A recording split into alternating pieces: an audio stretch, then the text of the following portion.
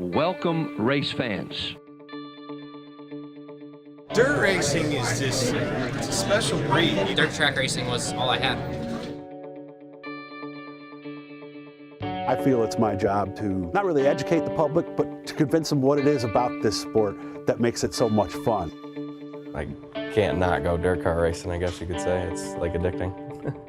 For toys growing up, his favorite toys were his Hot Wheels. I don't know, we get hooked to it. We get to spend a lot of time together.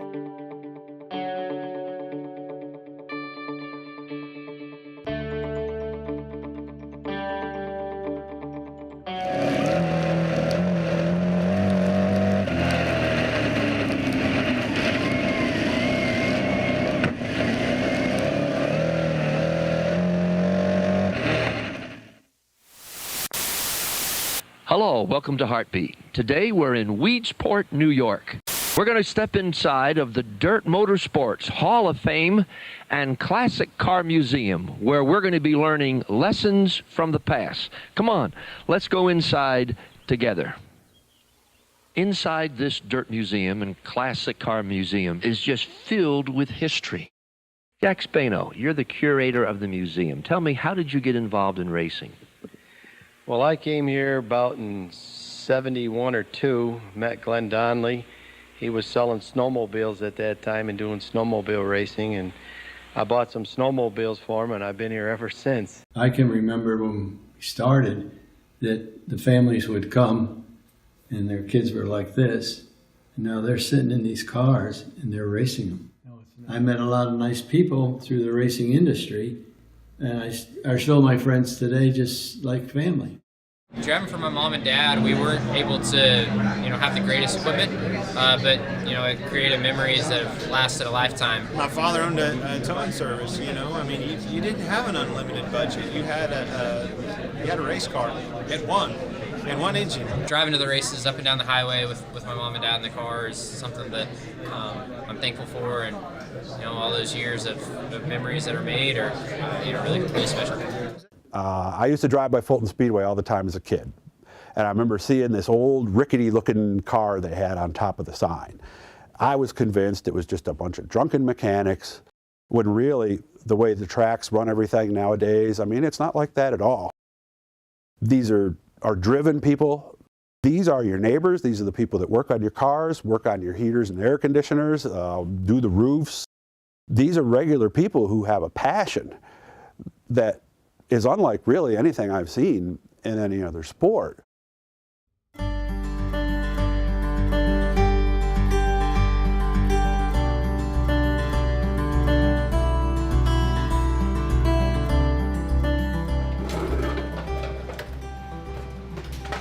Pretty much in Genoa, there's limited things to do. We pretty much just go to work, hang out at the house, and work on the race car. When I was 10, the Tractor Supply go-karts that you can go and get for a couple $100 or whatever, kids would race those, and that was like the first thing I ever did racing-wise. Well, I did want to become a driver, and then, it's just, it's a lot of time, a lot of money, and I guess, rather help out than drive. I used to show horses pretty competitively, so I understand the commitment and everything that it takes to have something and be good at something like this. My dad just, bought me a go-kart when I was a kid. Said, if you want to race, we can go racing. Some people work on a car all day long, all week long, all whatever long. Some people don't have that opportunity, I guess. Sometimes there ain't a lot of sleep, but stuff gets done. Will, he used to go when he was younger to watch or help his grandfather. I chose the number 82 because that's what my grandpa's always, he used to be number 2 way back in the 70s, but then it changed to 82, and as long as I've been watching him race, that's been 82, so yeah, that's my number 2.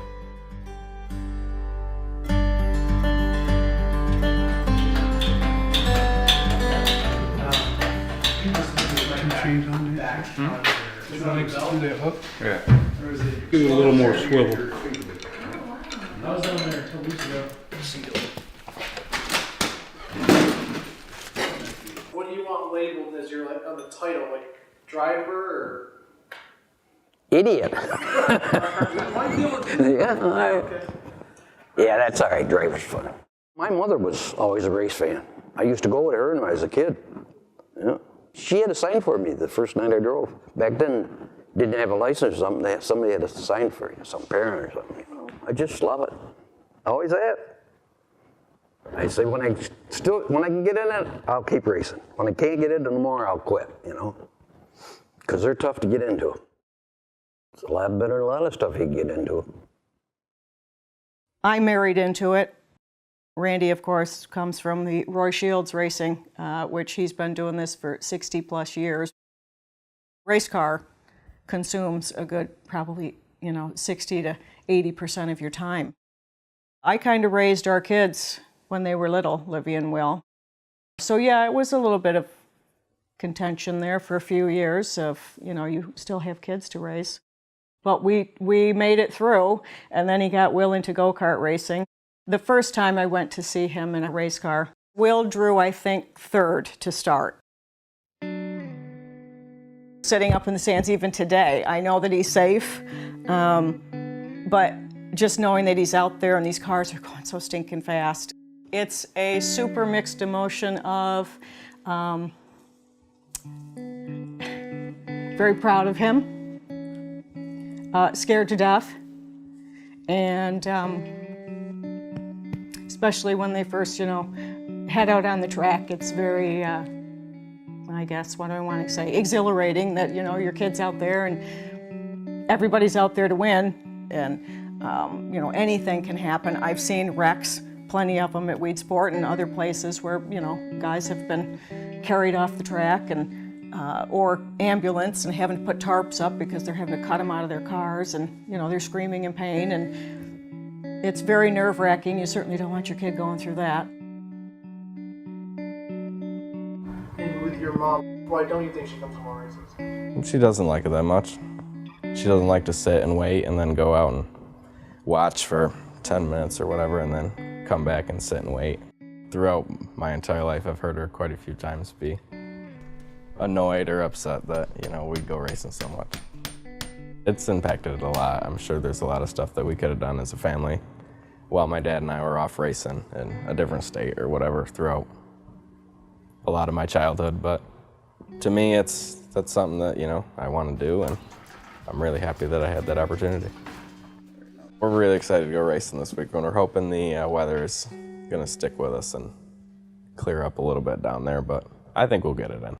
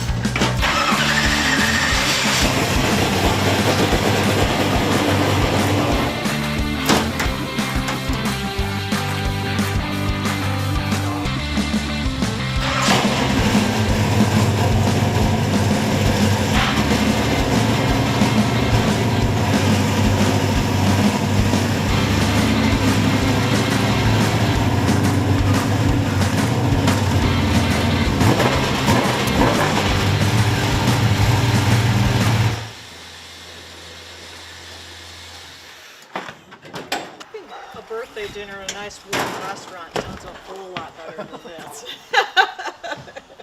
I am not going tonight. No. Too dang cold. Shut that off just in case. Birthday or not, he'll have to win without me. He's done it before.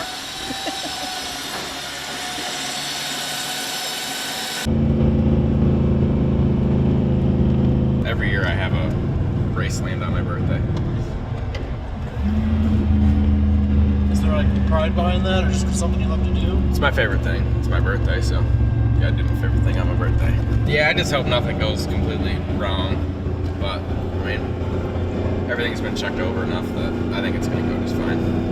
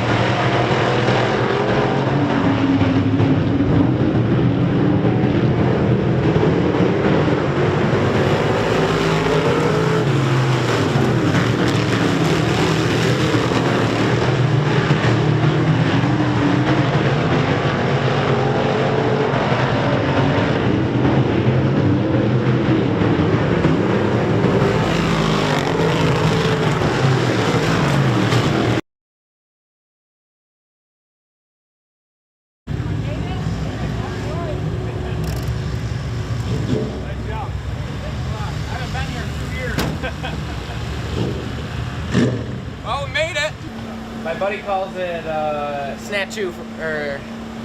snafu racing. What's that mean? It's when you're working on the car in a trailer on the way to the racetrack. There you go. You sure you just ain't gotta tweak these around? Yeah. You sure? Yeah, I gotta do it, my man.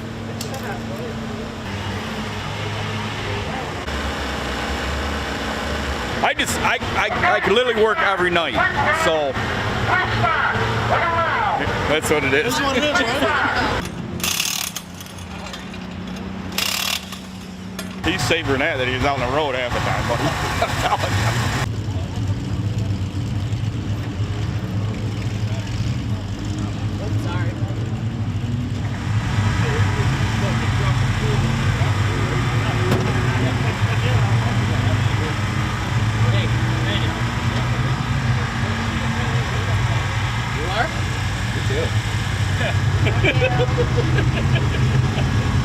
He's a young kid, he's wild, it's wild, man.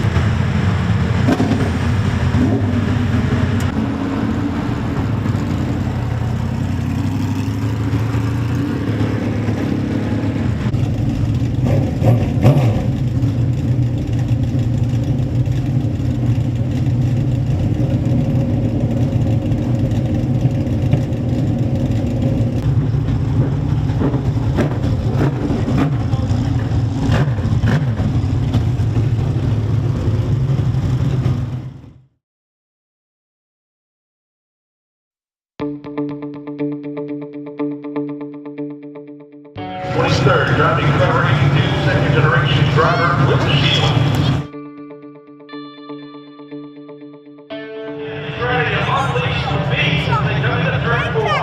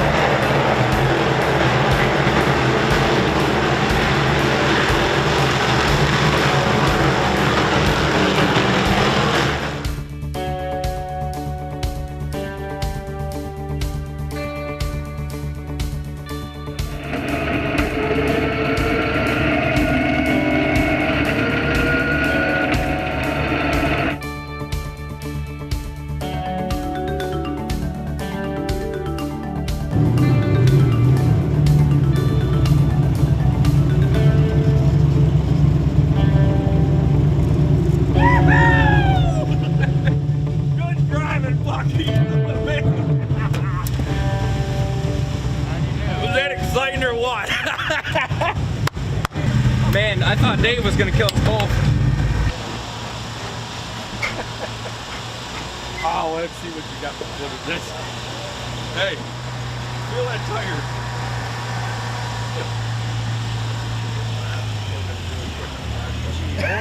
Oh, I know what I set up. A little tight, yup. Alright. It was definitely a lot of crazy people out there. I just needed to keep my head on my shoulders and take it to the front. As long as you get a top 10 finish, I guess you can pretty much pay for your night. Just another day at the races.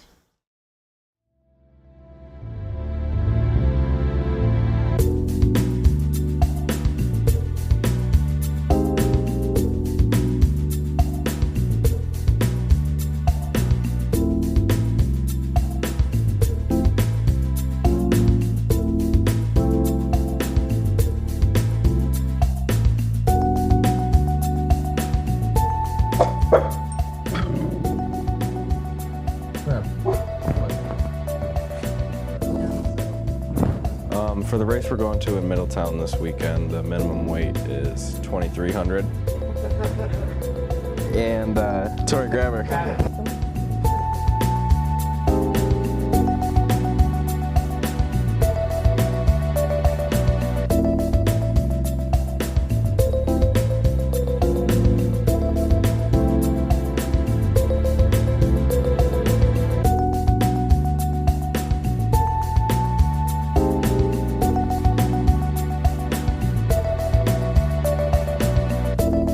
How old are you? 22. I'm 22. Well, my ID, I got it right here. Boy, I hope you guys don't want a lot more. Oh no, there's a few more there. Wait, are you filming?